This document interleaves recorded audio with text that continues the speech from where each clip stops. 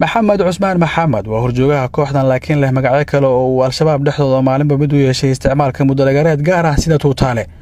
horjoogahaasi waa xiriiryaha ganacsata maal iyo aqoonba leh heestana fursad ay ku dalban karaan export iyo import oo ah keenida dalabaad dibadda iyo dhoofinta alaabta gudaha.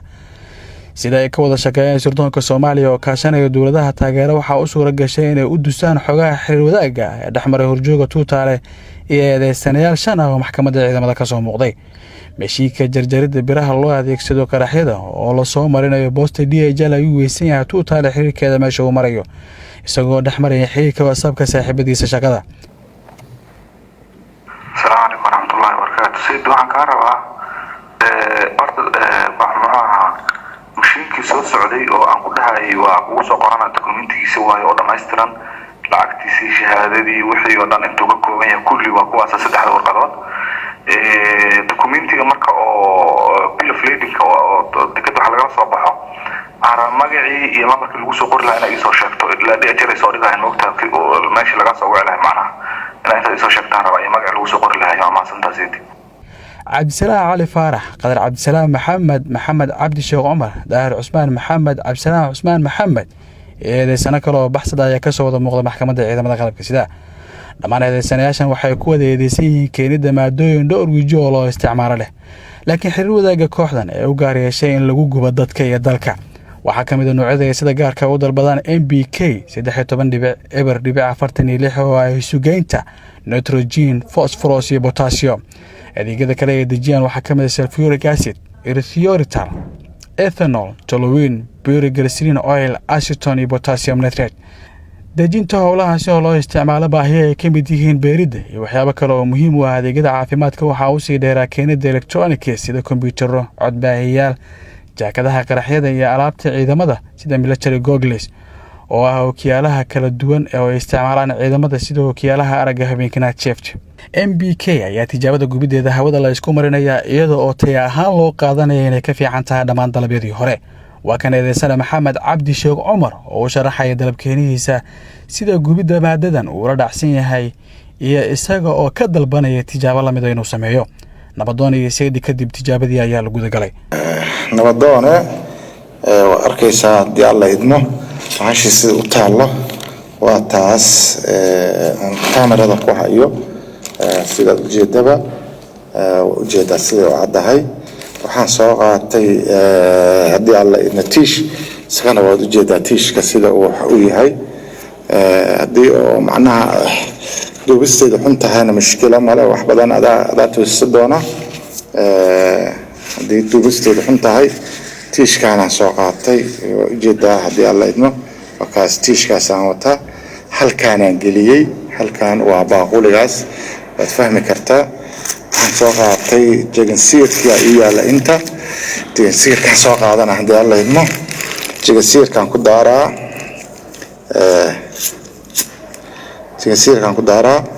baalka wakaas wuxuu lacayaa waad arkaysaa insha Allah wakaas waan ujeedaa jegansiirkan ku daaray wuxuu lacayaa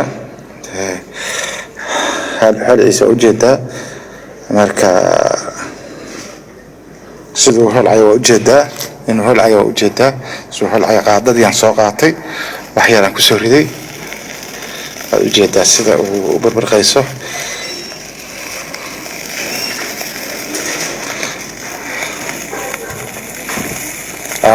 ujeedaan marana sida ay sameynayso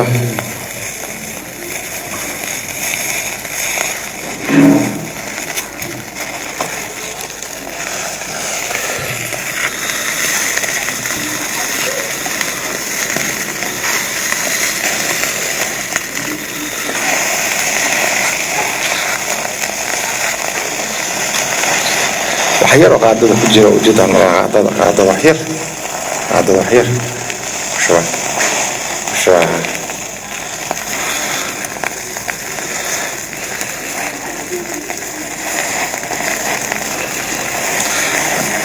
هذا ولا صوتان مرنا إن شاء الله مركا سيدا وحلا غروا هو سيداس سيال وحلا غروا مركا إن أساس ولا غروا دي الله يدنا هذا رنقول صدر إن شاء الله marka su'aal yara soo qaadane tiishaad duubaysaa waa ku dhex ridee jiyasiirka ku daare marka wax yar holac sameeyaad ku shubee marka saasay noqone caradii hadda ka hor aan kuu sheego oo lanoo keeni jiray caradii sideedoo kale waa insha allahu marka wixii jawaaba insha allahu adaan kaa sugaa. eedeysanaha labaad ayaa isna soo saaraha maadadan oo jooga Jaana ay ku wada xiriirayaan WhatsApp-ka. muwaadinkaasi Jaaniska ah waxa uu kaga digayaa qatarta ay leedahay dalabkiisa laakiin Cabdisalaam Cali Faarax waxa uu leeyahay waxaan ka dalban karnaa wadamo kale oo daris ah iyo kuwa kale oo jira wadamada Aasiya ee cirifka Yurub sii jira. waxa uu sii weydiinayaa haddii laga badin karo tayadeeda sida ay tahay isagoo oo ku maaweelinaya Jaaniskaasi lacag. laakiin ganacsadahaasi oo xitaa soo jeediyay inuu meelo kale ka dalbado waxa uu sheegay Cabdisalaam in ku culistaa soo daabulisteeda. baarayaasha uga wakiilka hay'adda nabad sugidda ayaa dhammaan xiriirada kooxdan ku soo bandhigay hoolka maxkamadda ciidamada oo daneeyaasha kiiskan goobjoog u ahaayeen. xafiiska xeerlaaninta ciidamada qalabka sida ayaa maxkamadda ka codsaday in la mariyo ciqaab u dhiganta qodobada ay ku soo eedeeyeen. xaqiiqdan waxaa la ogyahay in qaraxyada daawooyinkan ee kiimikadan loo isticmaalay ay fuleen dad ku dhamaaday intaasoo hotel intaasoo goobood intaasoo xarumood dawladdu leedahay ay yani shakhsiyaad la yaqaano saraakiil la ogyahay dad weyne shacab la ogyahay ku dhamaaday ku dhintay. waxaan codsanaynaa eedeysanaha koobaad in maxkamaddu ku xukunto ayadoo cuskanaysa cadaymihii aan soo bandhignay ee qodobkaas farqadiisa koobaad ee lagu xukumo dil ayaan codsanaynaa. qareenada u doodaya eedeysanayaasha ayaa maxkamaddu weydiistay marka hore la helo sharciyad soo martay faafinta rasmiga ah ee saxiixa madaxweynaha kadib ay mudan yihiin muwakkiliintooda ciqaab laakiin aan marnay iyaga loo gaaryeelin ciqaabaan waddanka ka jirin. haddii ay jiraan sokor aan keennay ciddi qarax ka samaysay annaga waxaan u keennay dadka oo sokorta qaba waxaan u keennay ashtada bateriyaasha lagu shubto waxay ka mid yihiin ganacsiga cidda wax kale u rogtay oo aan annaga ahayn ayaa mas-uuliyadda qaadanaysa annaga maaha taas bari anaan ka nahay. horey ma loo keeni jiray haa xurriyadka qaadistiisii kadibna ma la keenaa haa waa la keenaa. waxay ku tusaysaa marka in ayan ahayn wax ka xaaraam ah dalka in la soo geliyo. MBK labadaas daraasad ka hadlayaan waxaa lagu bacrimiyaa beeraha shaqo kaleeto gaara oo loo isticmaalana khubaro beeraha waaye dadkan iyo MBK shaqo kaleeto oo loo isticmaalo haba yaraatee ma jirto. waxyaabo kale haddii lagu dardaro dabcan oo haddii la isku dardaro waa badaha ayaa wax kale ay keenayaan laakiin MBK oo buyuura oo kaligeeda shaqo kale loo isticmaalo ma jirto. waxay ku qorantaa daraasadaha ku qorantaa labada daraasadood ku qorantaa waxaan rabnaa inaan maxkamaddu soo gudbino. intaas waxaa noo dheer muwakkilkeena markii la qabanayay wuxuu ka dhoofay airportka hadduu dambi isku og yahay ama uu yahay qof tuhmaya inuu u shaqeeyay koox ka soo horjeeda dawladda muusan tagi lahayn airportka asagoo sito agabkiisa oo dhammaystiran oo xogtiisa ku jirto. wuxuu ahaa arday rabay inuu jaamacad aado soo difaacdo buug sidaas darteed waxay caddaynaysaa midaasna inuusan wax lagu ku lahayn wax urur ka soo horjeeda dawladda. maxkamadda sharafta leh way maasantahay.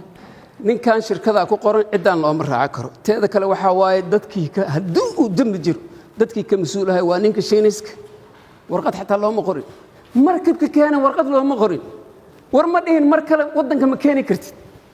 wasiir amniga warqad soo qoray wasiir amniga xaq uma laha inuu soo qor waa in baarlamaanka la marsiiya arinta mamnuuc ee waddanka ka taala yiraahdo danta laga lahay sida hadda NBK-daas oo kale ay noogu caddahay danta laga lahay markii la isla yaqaano markii mishinkii ujeedada laga lahay la og yahay oo toorno inay tahay la og yahay oo nin la dhaho Xaaji Cabdullaahi inuu soo degayso la isku waafaqsan yahay oo ninkan u xirayn inay timid la isku waafaqsan yahay mar haddii naga gudba shakiga ahay qof ama la aqoonin oo al-shabaab oo xir la leeyahay oo nasiib wanaag ay tahay qofka uu la hadlayo qof la yaqaan ay tahay maxkamadda sharafta leh waxaan codsanayaa tuhunkaas wuu baxay fikradda dambiga qaldaneed way dhamaatay waxaan codsanayaa in muwakkilkayga uu helo xurriyadiisa oo taam ah.